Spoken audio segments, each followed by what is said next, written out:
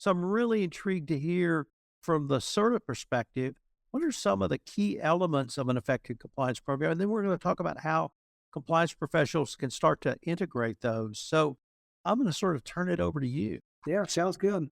This is definitely going to sound different than the hallmark of an effective compliance program that most practitioners are used to and comfortable with. This is more around as we engage with clients and potential clients around either starting an ABAC program and or optimizing their controls of an existing, what very often comes up as the ask and or the requirements they're looking to solve.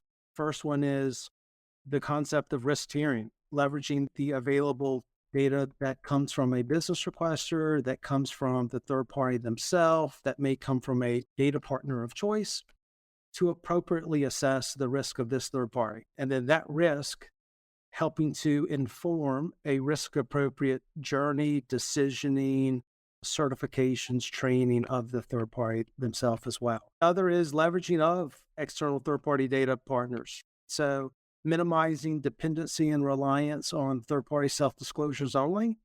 In this day and age, the availability of data is aplenty.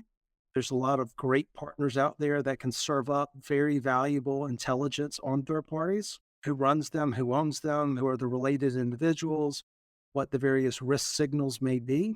And so leveraging those third parties integrated into your program and fueling risk scorecards as much as possible is a common one. The other is just good old full continuum due diligence, making sure that the overall program is designed to handle low risk, medium risk, high risk. Not all risks are created equal. Fourth is training, integration of appropriate training within the overall ABAC program across the third parties. What we see very often is an absence of a single pane of glass solution, such as CERTA. Very often there's a swivel chair or there's a manual handoff to a third party around, we'll go here to complete training. And then there's a manual attempt at closing the loop as well as training completed. How did they perform? How do we update that training has been completed within our program or policies and procedures? And so having that as an integrated component within the overall solution is definitely something that we often hear as a pain point and that our clients are looking to solve for. Next was payment controls, and what we often hear and refer to as closed loop payment controls. So the idea of as compliance is vetting third parties and monitoring third parties, when and if there is a shift in risk, the ability to systematically enforce payment controls. I don't think we talk about that in the compliance world enough. And we talk about third parties and maybe looking at invoices. Well, nobody talks about payments, but it's not just payments. You also had the systemic controls in place to mandate that if a payment is out of scope, it gets kicked back on an automated basis. In terms of the holistic way, I think of it in 3 dimensions of how sort of complete the solution needs to be. So the first dimension is full spectrum risk management.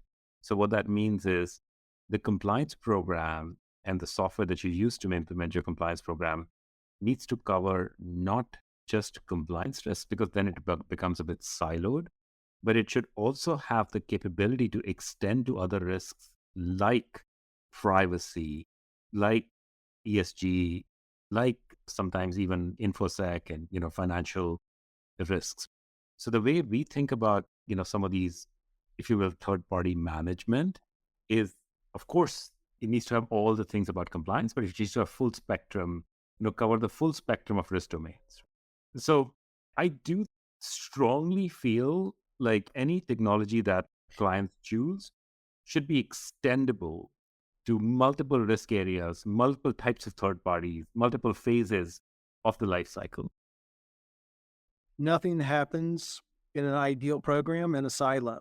So as CERTA is facilitating this persistent ongoing monitoring, as needed, there will be notifications and messages and system integrations that automatically trigger to do things such as payment blocks and or queue up certain key stakeholders to review areas of risk or liability or make certain decisions. So the idea of making sure that we're breaking out and breaking down any silos while at the same time removing swivel chair from application to application to get the job done is a key opportunity area that we hear from many of our clients.